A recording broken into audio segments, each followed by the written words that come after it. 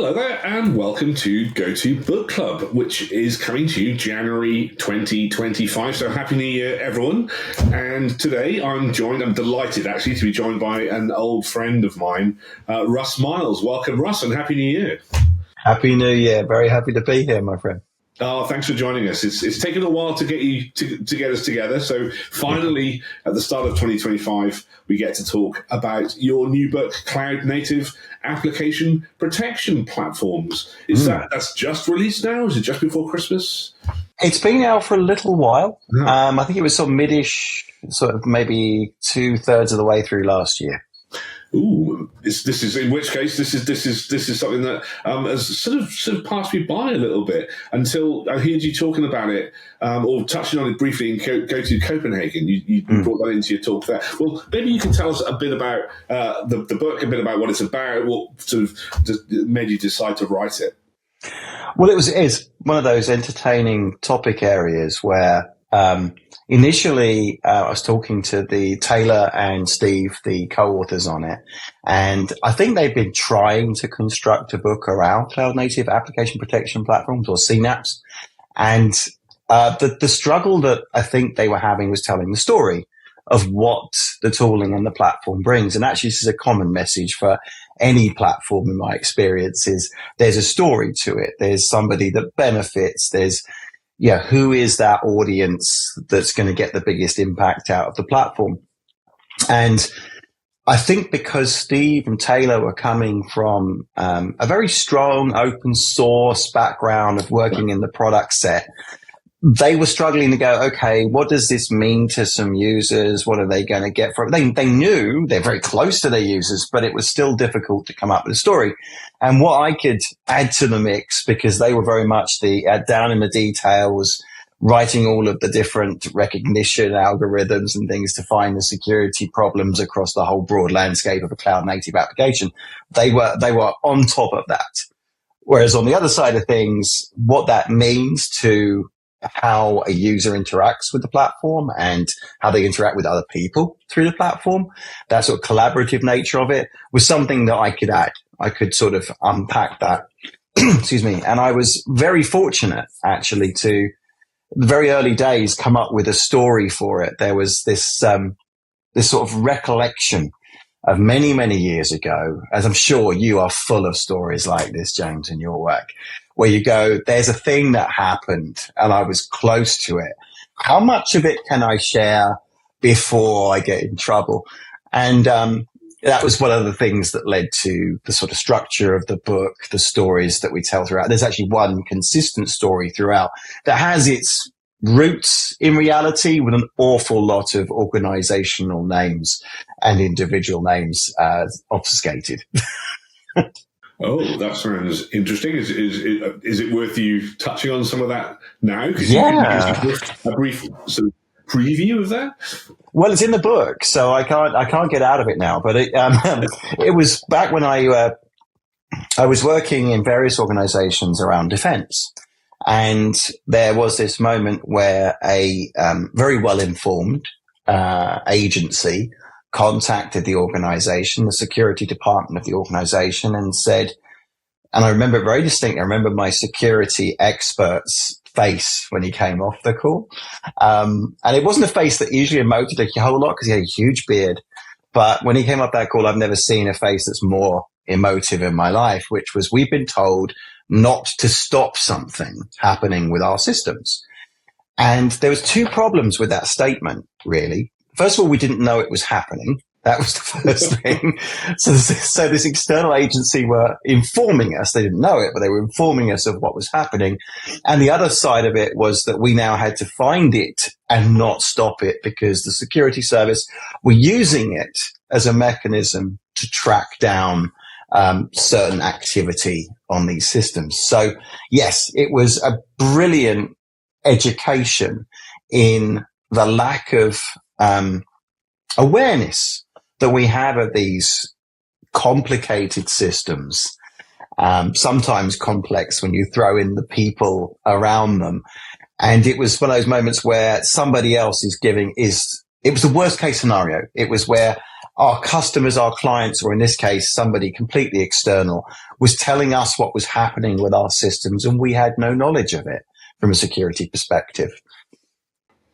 One of the interesting things, I can't pretend to have worked a lot in this space myself. I started off as a cable monkey. That's about as close as I get to this, I guess. Cable crimpers and all that, buying rolls of Cat6, well, Cat5 at the time.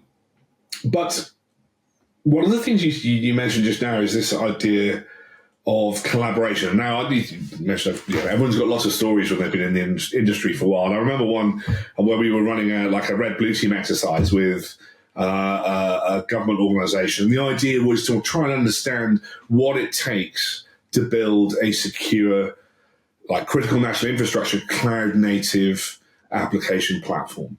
And one of the things I remember that fundamentally came down to was people and collaboration.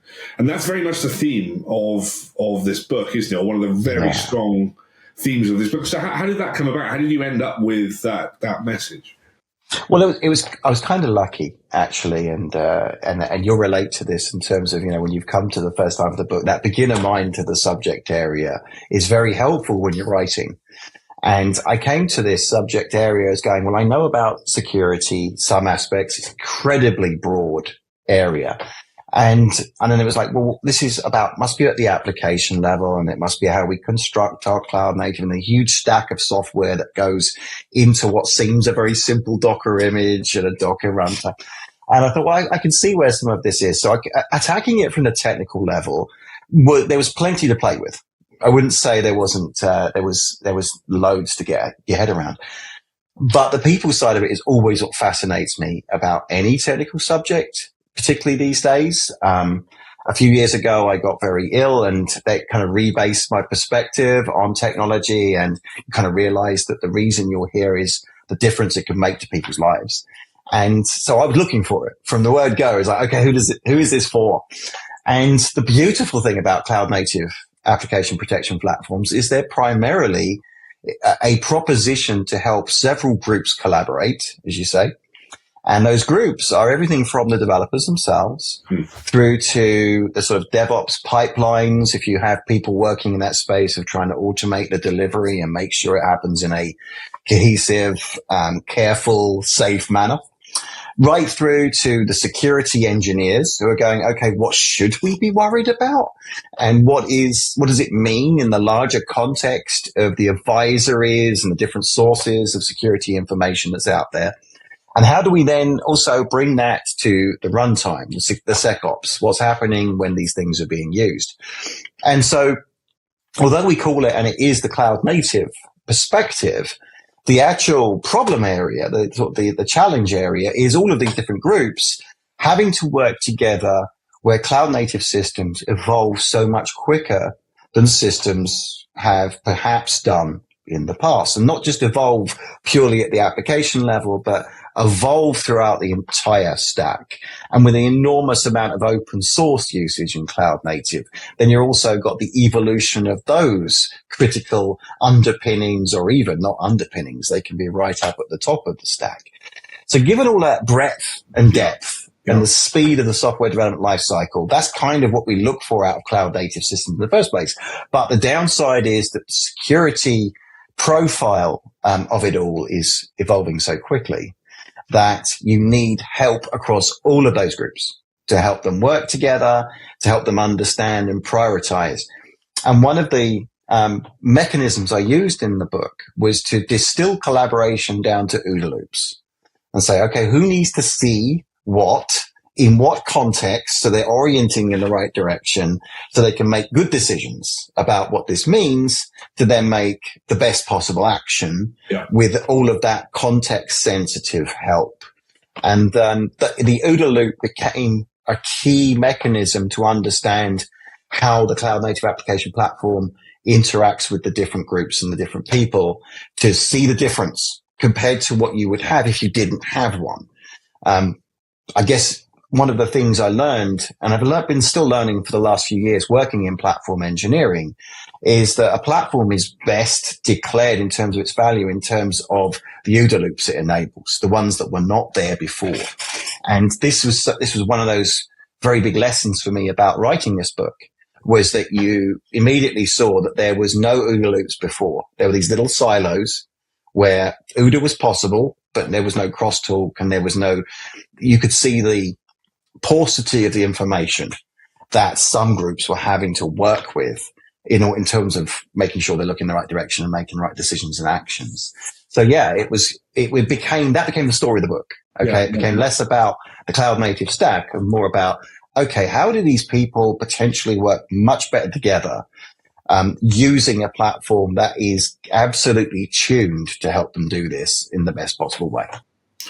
And I love the use of OODA, by the way. I mean, I think it's and it's actually a theme that runs through a lot of your writing. Actually, is how you can bring observer-oriented design acts into how you're thinking about delivering software. But I think there's a really interesting sort of difference in some senses, right? Between if you're talking about a developer experience platform, if you're talking about a business platform, a capability platform that's providing extra services to the rest of the organization or to developers or whatever, maybe it's those pipelines, then the OODA loop you're enabling there is fast flow, right? You're enabling this ability for the people using the platform to go through their own feedback loops faster, right? And that's your job. Whereas I guess when you're talking about security in particular and talking about, providing this tooling to the rest of the organization so that they can collaborate, you're really talking about going through your own OODA loop super, super fast as well, right? Because the people who are trying to take advantage of your platform, they're trying to go as quickly as possible as well, which is in some ways closer to the original sort of idea behind OODA. Who can execute this loop the fastest? Very much so, because my background way back, many, many years, and actually informed some of the story that I use in the book, was obviously in defense systems. And I used to work on fast jets. I think the oldest one I worked on was the Harrier jump jet. I worked on an upgrade to the weapon systems not long before, to be honest, it was probably made obsolete. But anyway, it was good fun.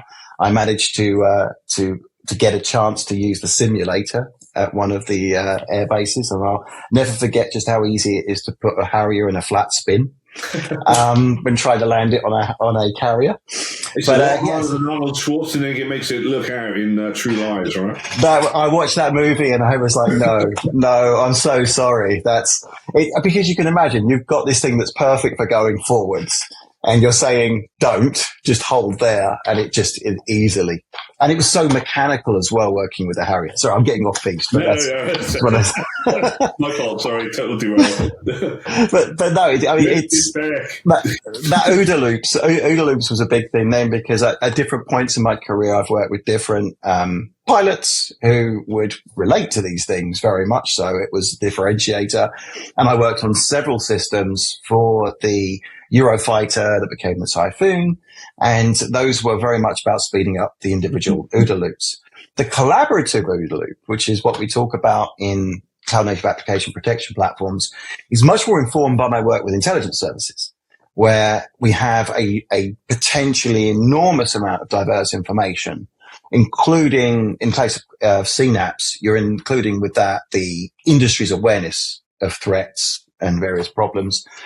And you're bringing that in as a situational picture, which back in the command center days where I used to work, that would be exactly the same. There's a fast moving situation happening out there, and there is a threat. There is somebody trying to win the battle, or to dominate in the theater.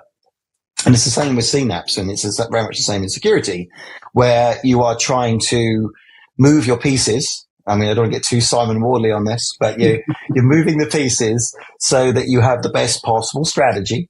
And to do that, you need the fastest OODA loops, and you need the fastest collaborative OODA loops as well. So great information is important, but also how do we then take that enormous wealth of information and make good decisions with it?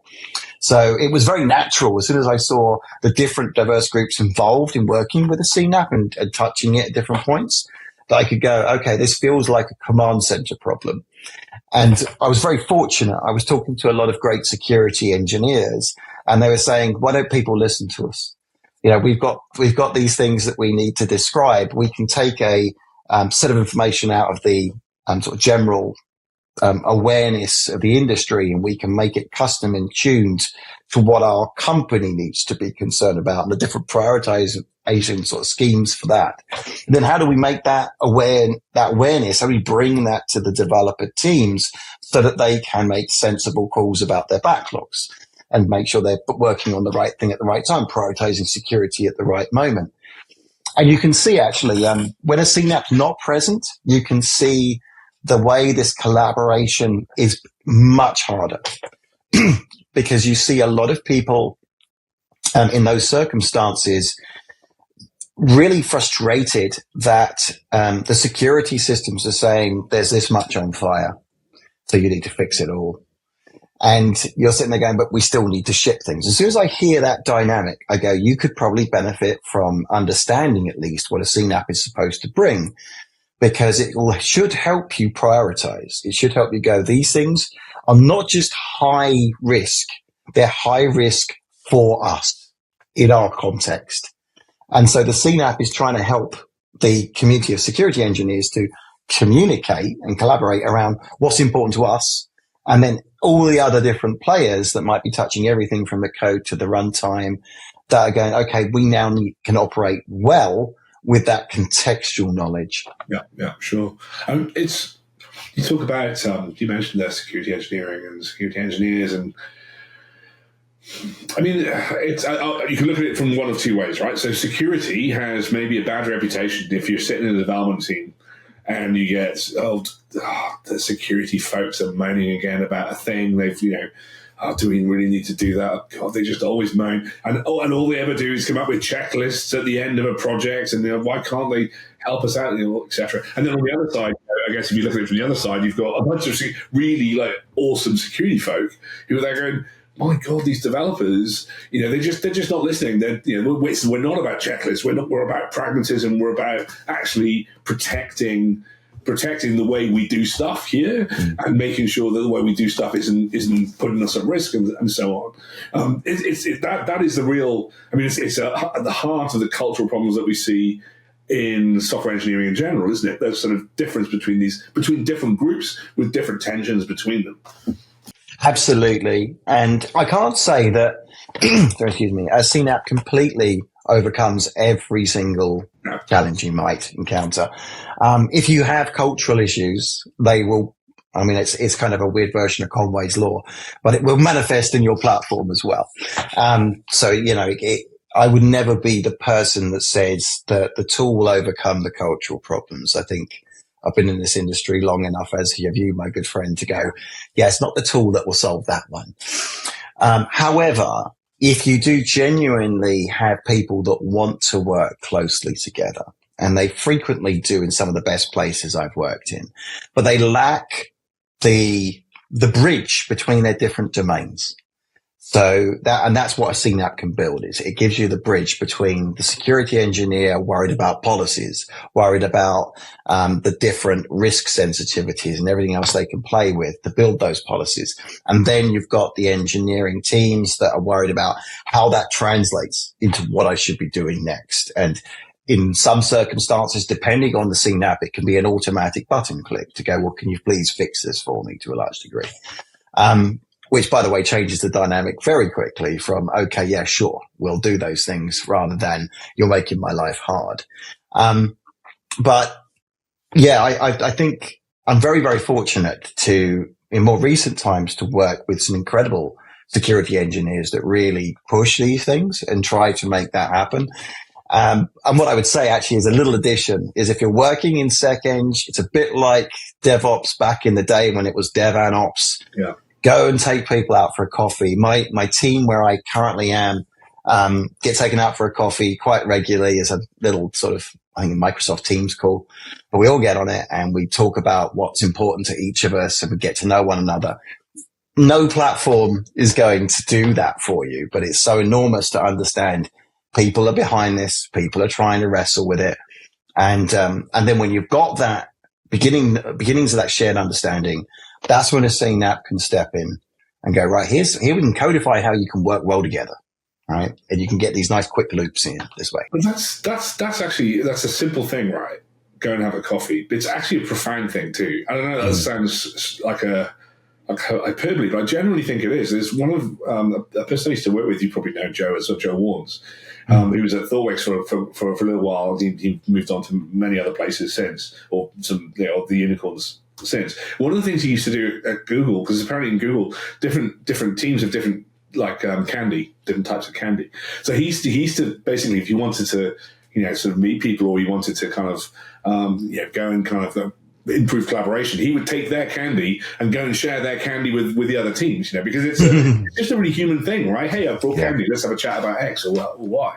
And that sort of collaboration, that's sowing those seeds of working together, is a very human thing, I think, to do. But I think we often forget it, and we often forget it now in the age of hybrid working and remote. And AI, of course. And AI. All right, so we have this idea that the AIs are going to stop us having to talk to one another. I mean, it's kind of a joke, and I have it in my back of my head a lot of times. When I first got into software engineering, I can remember finding very appealing a story I heard about an engineer at Microsoft who lived in a darkened room and had his headphones on, playing heavy metal music, coding away all day long. And I thought, that's the job for me. I genuinely, at that age and that point in my life, I'm not sure I was that bought into other people. So I was kind of very happy with that idea. And then now I find myself realizing the collaborative game that it is. And in fact, that's a message that we kind of missed. Well, didn't miss, but we kind of toned it down a little bit in the book. And I kind of wish we hadn't, because in the early parts of the book, we talk about it being a game. You are playing this game of security where you're trying to outmaneuver the folks out there that have a lot of potential scope for coming at you, and speeding up, obviously, your game to work with that. But it's quite a lot of people don't realize that it's such a software engineering, building cloud native systems, in fact, building any software system is a game. When you view it that way, it's a collaborative game. We're having a lot of fun with it. And the better you play, the more that you get, you need to get on with your teammates, and your teammates can be very, very broad and diverse. I mean, one of the things I sometimes challenge is that there's a lot of pseudoscience around how teams can be constructed and play well with each other. And I think there's a lot of people in the industry coming up with mighty fine ideas without really testing them against the complexities of team dynamics. But at the same time, it is the right place to put your attention. Yeah. It's like, how do we play this game better? It's a game. How do we play it? And, I think the CNAPPs, that we embraced it a little in the CNAPP book. In fact, my previous book, which was about financial services, would have even benefited even more from emphasizing the fact that it is kind of a game that we're playing, and we're trying to improve the stakes of how we play it. And in fact, if it was hard to convince the folks in security to treat it more like a game, when I got to the financial services people, no, it's serious. It's financial. It's not a game. Was kind of the message I got. But again, I do see this as a game we play together. It's not to make it trivial, because sometimes it's extremely non-trivial. If I'm working on a certain defense system that has critical potentialities in the world, I don't treat it as just fun. But in the end, we play better because we know each other. We know each other's strengths and weaknesses. And hopefully a platform can then take advantage of that and help that collaboration rather than getting in the way. Essentially, when you talk about fundamentally, it is a game. And in fact, hopefully, this is about making it not a zero-sum game, right? I mean, because it's about collaboration. It's not about, and this is actually where a lot of folks have been operating for a long period of time, is people on either side of a fence operating as if it's a zero-sum game. If I lose, you win. If you win, et cetera, et cetera. So actually, it's about changing that dynamic and making people come together. Avoiding the not my problem, mate, kind of thing is the way I used to put it. And that comes actually from a story when I was very early in my career. I had an incredible boss who I was working at Ask Jeeves at the time. And I don't think anyone had told me about TDD. And I'd certainly seen the testers, but they sat on another table. So I was okay with this, right? You can see where this is going. So I think it was a Friday, if I'm being honest. I think it was about 4:00 on a Friday. I just got my work done for the day. And I was like, okay, I'm done.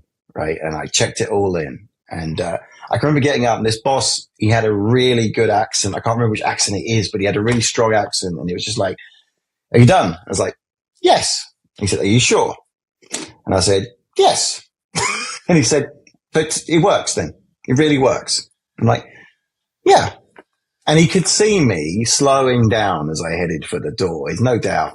And it was just one of those moments where I could be dragged back and go, no, I'm not sure. I'm not sure about it. I don't have this confidence whatsoever. And, I mean, facets like security had the same role to play in this. I think a lot of what we do is avoiding the old dynamics of it's not my problem. It is your problem. You're building something or you're running something that is our game. We're in this together. I do think sometimes we over egg the sports dimension to games because games obviously in mathematics are not really like that. They think about the dynamics of what winning can look like. And it, like you said, it doesn't have to be we win, they lose. But I found actually studying game theory just a little bit really helpful to understand what playing a game can be, and how you can actually play a game with a competitor and actually we both look to win. When it comes to security, we all lose if we're not doing it right. Same with resiliency. And to be honest, it's the same with most things. I've been having conversations with product managers who are saying, how do I get my team to pay attention to what I want built? I'm like, you need to stop thinking of them as just the team and you. All right. What is the thing we all care about and why do we care? We need to understand that. It's why I've been a big pusher of technical product owners in the industry as much as I can. I did a talk at GOTO about why TPO is one of the best jobs in the world because you've got to understand the tech. And partially that's because of the collaboration. Okay. Just, you could be an expert on the domain of a product and how it's going to impact the marketplace. But if someone can't sit down with you and say, actually, this really difficult little technical piece is a problem and a worry, and you're not open to that, and you're open to learn about it, then you end up with that dynamic of, well, the PO wins, but the team are hating what they've built, or the other way around.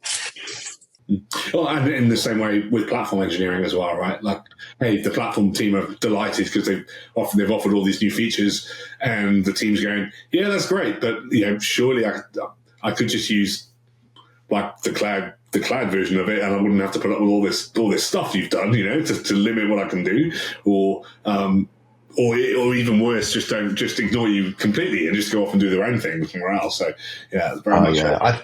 I've had that recently. I just want to. I'm smiling so much because it is something that's occurred, and I had it as a wonderful directive from.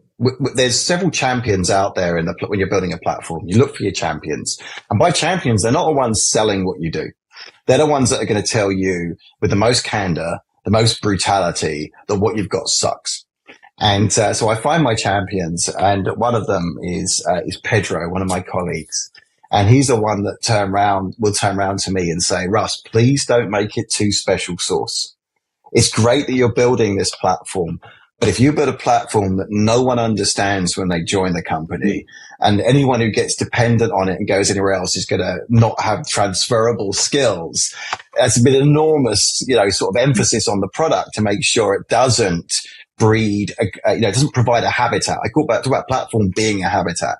Don't create a habitat that is so specialized and so, perfect in some respects that it reduces the value of the people using it beyond the current context.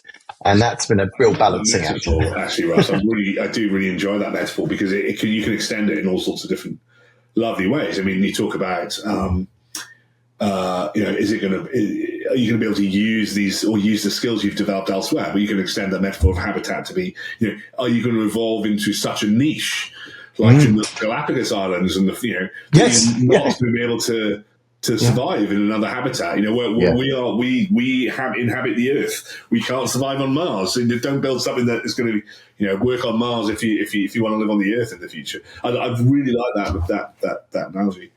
You see that with, great engineers that I used to tell people be a little wary taking great engineers from, say, Google, if they're going to come and work on your startup, or even worse, work in your enterprise, where they're going to encounter a habitat that is extremely foreign to them. And I do think this idea of treating it as a habitat whose sole purpose is to help creative people do incredible work.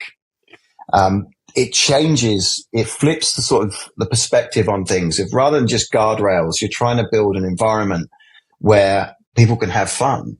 They can be inventive. They can be innovative. We talk a lot about this in my current company. We talk a lot about how in financial services, our differentiator is the innovative qualities of our engineers. So when we're building a platform, we're not building a set of layers that people just use. We're trying to consider what is the habitat that we establish for these people that we know, that we can sit with, because it's an internal platform. I often find it funny that we do questionnaires and everything else. It's great. Yeah, but we can actually go and tap them on the shoulder. You know? So which we do now, and we sit down with them and go, okay, what do you hate about this? What's making this better for you? And we hear all sorts of feedback from people going, actually, my day would be so much better. I feel so much better about my contribution if the platform did this and didn't do that. And so that's, knowing that that's the win for a great platform.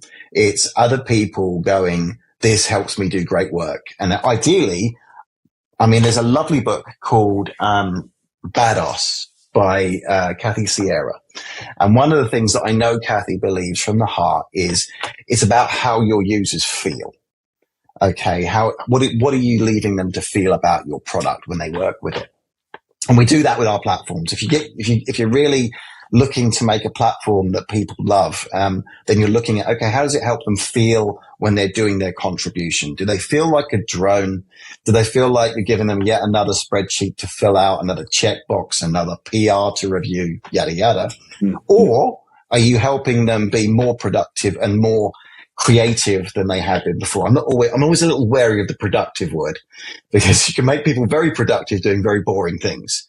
But I'd love to make them more creative, because I think that's where software engineering really is. So yeah, when we're building these platforms, we're trying to create a habitat that genuinely helps people thrive in a creative environment. And I don't always think we realize that. So you mentioned the phrase guardrails, which is, one of these things that we talk about a lot with respect to platforms, the paved paths and all these sorts of things. I had this lovely observation from Gregor Hope about platforms. Or if you've come across this, I'm going to try and quote it, probably more like a paraphrase. He says, like, guardrails are not necessarily what you want, because guardrails imply that you're bouncing off them the whole time.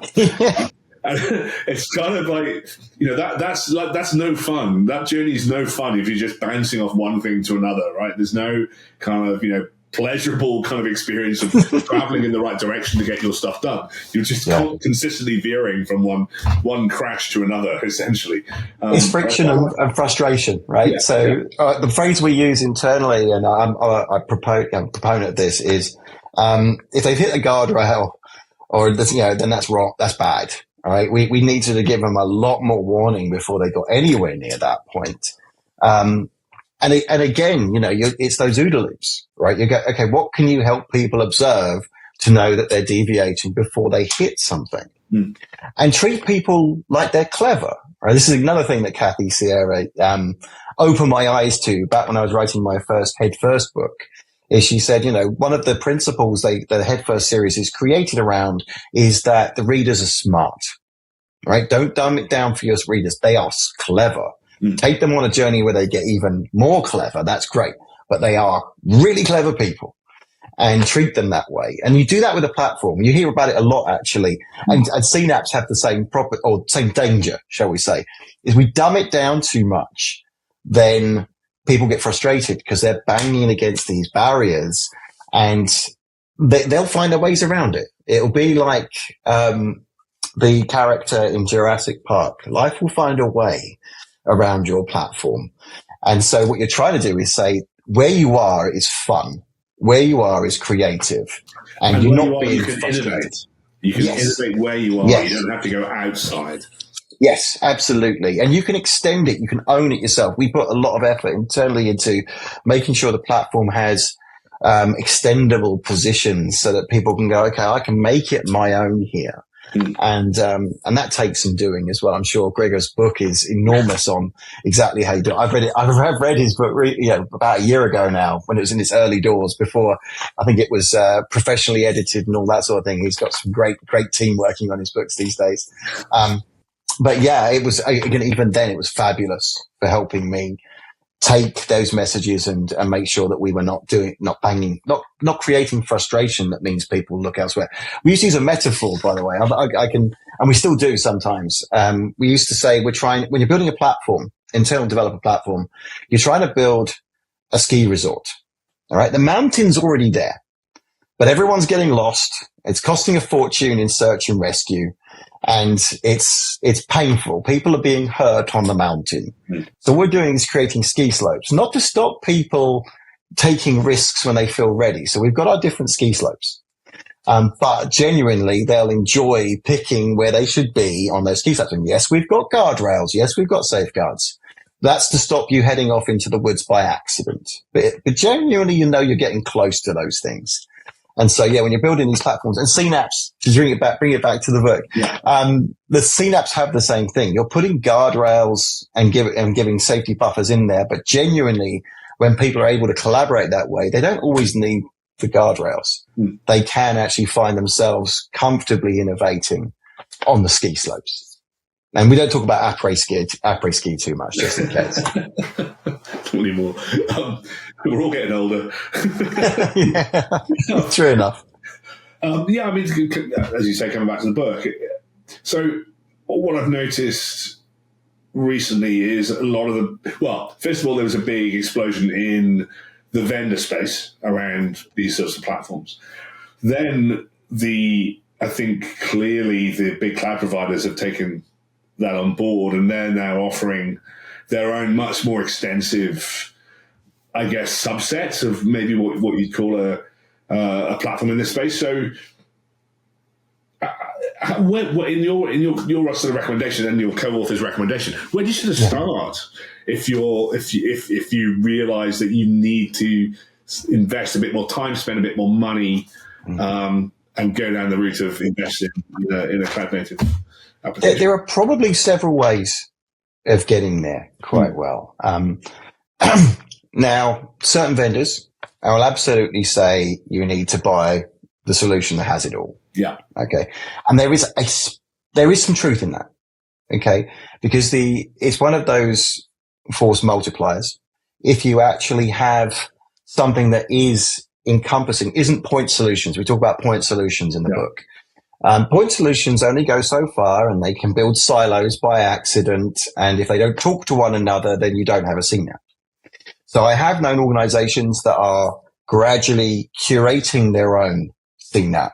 But the challenge they face is getting these pieces to talk to one another. And they also face the challenge of refining that picture well enough that it speaks to all of those different audiences, all those different participants. Whereas a vendor of a real CNAPP should ideally already have those things as part of their proposition. So you won't have to curate, and you won't have to somehow make these things communicate. And also there's an enormous amount of benefit that some of the CNAPPs as package solutions offer, because they start from the get-go of it's all going to be one. It's all going to be there. So they already put refinement, and they give you early templates for different business domains. So you're working in finance, your CNAPP can say, right, here's what we think is a good package of security engineering policies. And then how does that affect your developers? What does it feed into in their feedback cycles into their tools? So that's certainly a big benefit that some of the bigger vendors in the space can bring, because they start from that position of it will be the one that pulls the rug that pulls the room together. Mm-hmm. Coming up the other way and trying to craft one yourself, I think is possible, but it's a lot of work. And I would argue, and I'm not trying to sell anyone on a CNAPP, right? I should point this out there. One of the benefits of writing for O'Reilly and some of the other great publishers is you're not writing a book to sell a product ever. What you're doing is saying, here's a way of working, and it's best enabled with products that have certain properties or tools that have certain properties. And so the properties here can be curated and created by composing a platform. And I'm a big fan of composing platforms. For many years, I was in the platform engineering space around chaos engineering. And I think the best chaos engineering platforms I've experienced are ones that respect the different domains and the different groups that have to interact with them and are usually curated in the environment. I mean, it's a hard lesson for me to learn as a chaos engineering vendor at one point, but really the best platform is a curated one in my experience. When it comes to CNAPPs, I think the domain is slightly more mature. And so, buying one off the shelf is a good starting point. Curating one is a starting point. It's just that you have to remember what you're trying to do. Because the thing is, you can get very wedded into the point solutions. Like this little thing here is doing a great job of scanning my code bases and my Terraform, right? But you forget that in a CNAPP, what you're trying to do is build the context around that to go, what does that mean to my domain and my world? And a CNAPP should help you build that. But that isn't always obvious from just the point solutions alone. So when you're curating one, you have to bear that bigger picture, that bigger mission in mind. That's interesting because, I mean, we're seeing a lot. We're seeing movement as well towards the release of things like domain-specific Kubernetes packaging. So there's the Westin, I think they've renamed themselves, which was Elasticist compliant. Kubernetes, and that's like kind of, hey, you get if you use package Kubernetes this way, then you'll get GDPR out the box. You'll get all this kind of interesting stuff out the box. So I guess you're getting some of the same benefits of that. You're getting the tick already, kind of thing. It's just very quickly on that. I think that's possibly where that the commercial proposition of great platform engineering could really take off. So if you can build a platform that speaks to a very lucrative niche and make that available public, this is the Amazon model to some degree. So, you're working in a bank, you create a platform for doing regulated apps, and then you can make that platform available to other people to develop regulated apps. That's a great proposition. And I think there's many other areas where it's going to be really nice. I think if it happens, it'll be really nice and competitive as the commodity point drifts up and up to the point, back to Simon Wardley again, gets up to the point where the differentiator is back again. Can you create your apps quickly and run them on it? And then you're choosing that platform that really punches strong for your particular challenge. Well, thank you very much, Russ. I guess I want to finish with one last question, which is 2025. Your predictions for 2025, do you have any? Oh, that's a good one. Predictions. Well, I think it relates back to the platform engineering side of things. I think platform engineering has potentially been really overhyped, not by wonderful folks like Gregor, to be honest. But I think the industry has got a lot of new vendors that have, like every new vendor, what they do is they have to make it a bigger deal than perhaps it's ready to be. And I think that there's going to be a little bit of kickback on that. But what I see as I have great hope for is that platform engineering will become a commercial proposition. It isn't just what we do internally to save money or to make things consistently and need less people to manage it.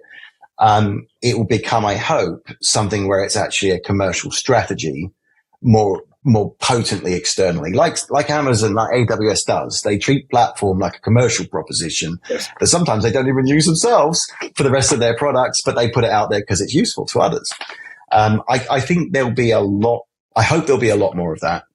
The other thing I'm very excited about is, and I'm being very gentle and careful around this, is some of those OODA loops can be enormously enhanced by the effective use of specialized LLMs and an AI technology. So I am not an AI advocate by any stretch of the imagination. I'm a writer.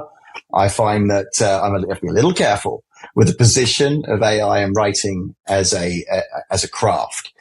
However, when it comes to helping people knowing that they're in the right place at the right moment, doing the right thing at the right time, I actually think AI has a place to augment the human in this case. And so I'm hoping there's more perspective delivered on that in 2025 so that we start looking a little less fearfully at it taking over jobs or stealing developers' jobs. And we realize that actually it's helping developers and engineers and specialized people and people like yourself who are super intelligent, help them be more creative. Back to that habitat. Where does AI fit in the habitat? I think it's there as a supportive and helpful element to help people know they're in the right place, pointing in the right direction, making the right decisions, and performing the right actions. Cool. Well, thank you very much, Russ. You hear it here first. So, Gen AI as a integral part of our software engineering habitats, and platform engineering kicking on and taking over the world, to be hyperbolic about it. Thanks very much. Thanks very much, Russ, for joining us at GOTO. This has been another GOTO Book Club. This time we've been talking about cloud native application protection platforms. It's a mouthful. So thanks very much, Russ, and have a great 2025, and see you soon, I hope. Absolutely, my friend. Cheers. Subscribe to the GOTO YouTube channel now and join the experts in person or online at any upcoming GOTO conference using the promo code Book Club. Visit gotopia.tech to learn more.